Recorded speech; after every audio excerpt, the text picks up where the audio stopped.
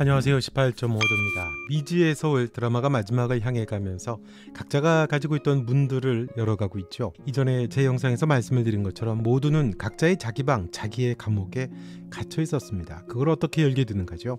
친절한 설명서와 같이 그 문을 여는 이야기들로 드라마가 마무리되어가는 것 같습니다. 그러고 보면 왜 이 장면이 최고였을까라고 이전에 제가 만들었던 영상에서 미지가 힘들게 방을 나와서 거리를 서성이던 이야기가 결국 이 드라마의 백미였구나라는 생각이 다시 한번 들게 됩니다. 가장 처절했고 가장 압축됐고 가장 섬세했던 연기였죠. 박보영의 드라마 연기 인생에서 아마 가장 하이라이트 중에 하나가 아닐까 그런 생각이 들었습니다.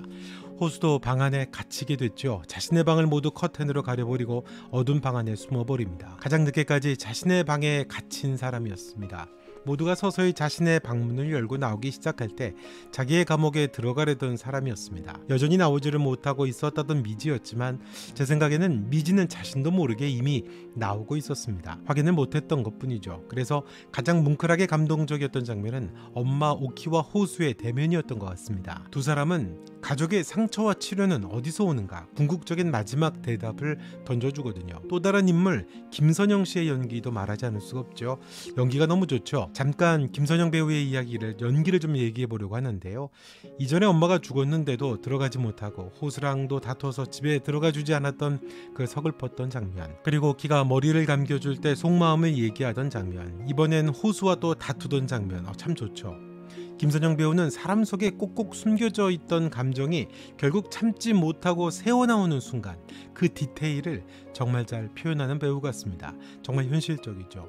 되게 평범한 소시민 연기를 하는 경우가 많은데 그냥 일상을 살아가는 사람들이죠. 감정이 겉으로 쉽게 드러나지가 않습니다. 그게 우리네 삶과 무척 유사하거든요. 실제로 그렇죠. 사는 게 바쁘고 어쩌질 못해서 그냥 묵히고 살아가야 하는 게 그게 서민들의 삶이잖아요. 그래서 드러내는 법을 모르거나 일부러 숨기며 살아가는 게 익숙할 때가 많죠. 왜냐하면 체면도 있고 가족에 대한 책임도 있고 먹고 사는 것도 바쁘고 그냥 평범함에 기대는 삶의 방식, 그게 몸에 밴 게 우리들의 삶의 방식이니까요. 그런데 그런 인물들이, 그런 우리들이 정말 견디기 힘든 극한의 상황에 몰릴 때가 있죠. 드러내는 법이 익숙치 않다가 감정이 넘쳐 흐르는 순간들이 옵니다. 가족이 다투고 남편과 아내가 다투고 사춘기 아이와 부딪히게 되고 여러 순간들이 많잖아요. 그래서 감정 표현이 매끄럽지 않을 때가 참 많습니다. 당황하고 어색하고 서툴죠. 그 디테일이 이 배우가 갖는 힘인 것 같습니다.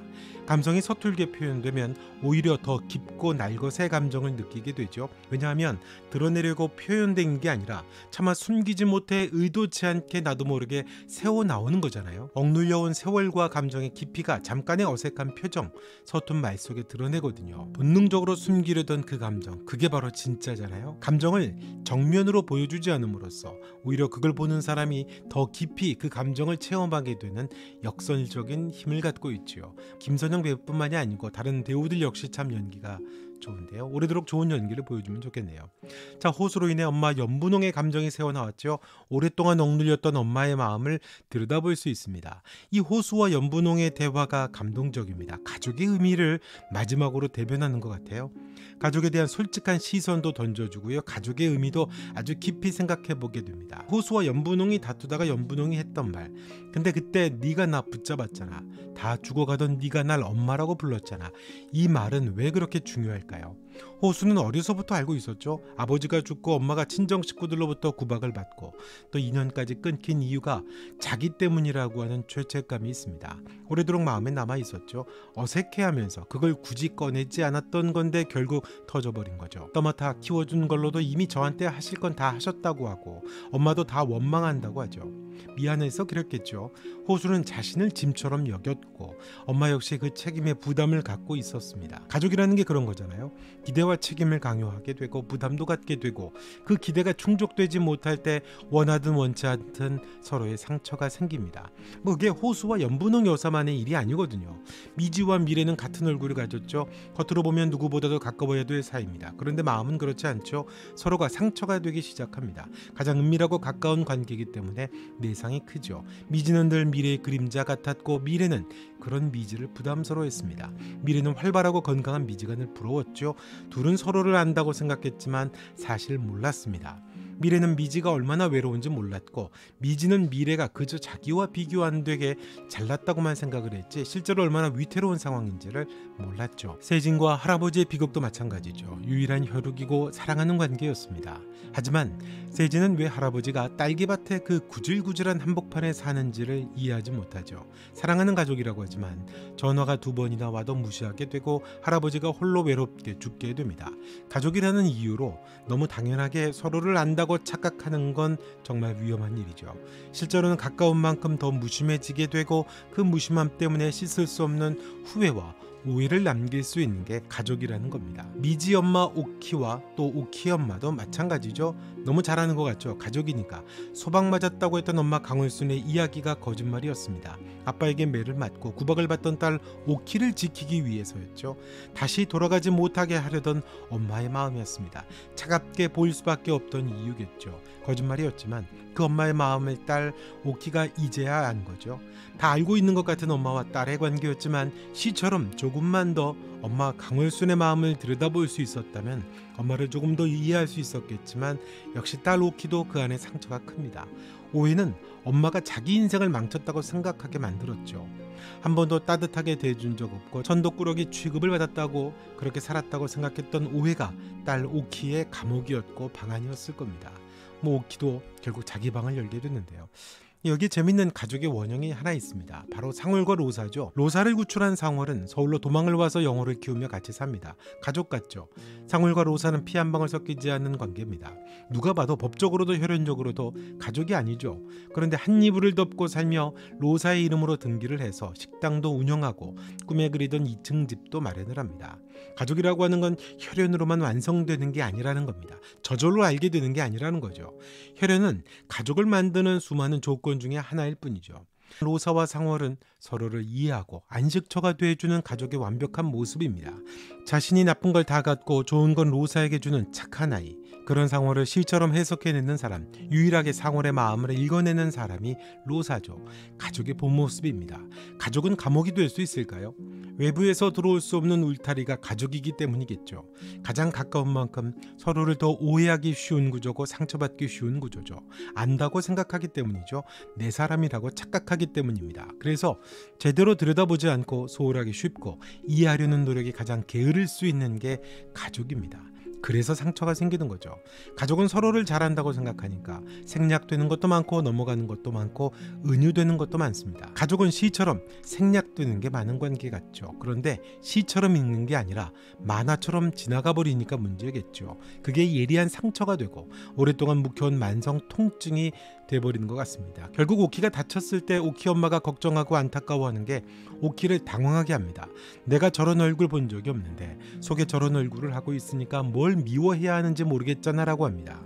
엄마 강월순의 죽음이 코앞에 다가오고서야 오키는 엄마를 진짜로 알게 됩니다. 그 상처의 가장 치료소가 되는 곳이 또 가족입니다.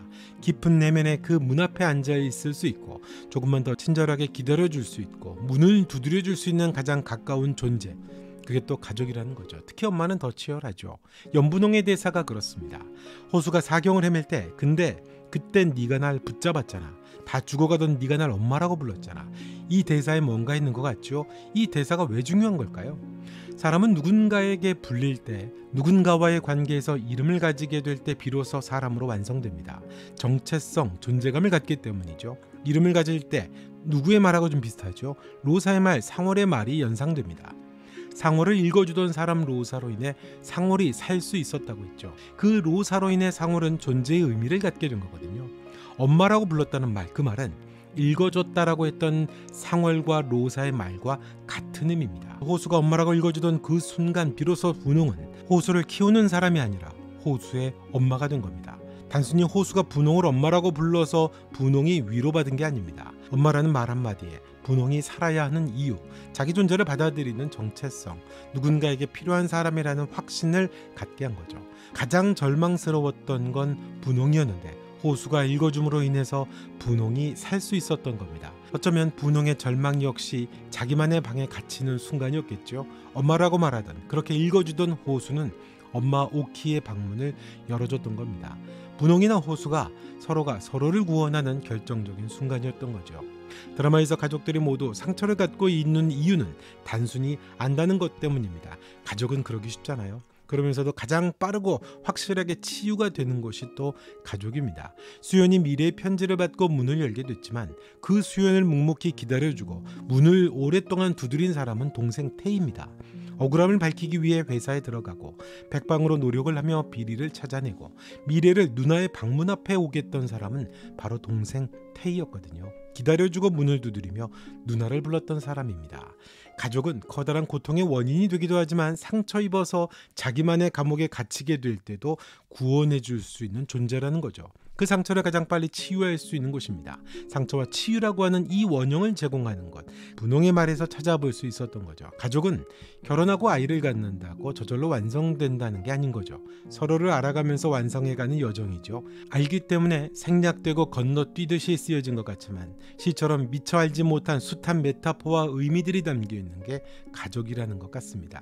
가족이라는 이름의 가장 큰 그 가능성, 그걸 분홍의 대사 속에서, 분홍의 눈물 속에서 찾을 수 있었던 게 아닌가 싶습니다. 자, 이번 영상은 여기까지 하겠습니다. 영상 좋으셨다면 좋아요, 구독, 여러분의 생각도 댓글로 남겨주시고요. 알림 설정도 부탁드리겠습니다. 미지에서 올 18.5도였습니다. 고맙습니다.